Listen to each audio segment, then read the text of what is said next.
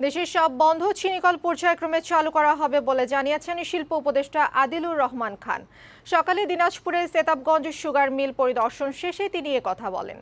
শিল্প উপদেষ্টা বলেন, চিনিকলগুলো চালুর জন্য 120 কোটি টাকা বরাদ্দ দেওয়া হয়েছিল। সরকার নতুন করে আরও 100 কোটি টাকা বরাদ্দ দিয়েছে। এর পাশাপাশি এই কার্যক্রম সফল করতে আখ চাষি সহ প্রতিনিধিদের সমন্বয়ে টাস্ক ফোর্স গঠন করা হয়েছে। তারা চিনিকলগুলোর প্রতিবন্ধকতা দূর করতে কাজ করবে। এছাড়া বেদখল হওয়া চিনিকলের জমিও উদ্ধার করা হবে বলে জানান শিল্প উপদেষ্টা।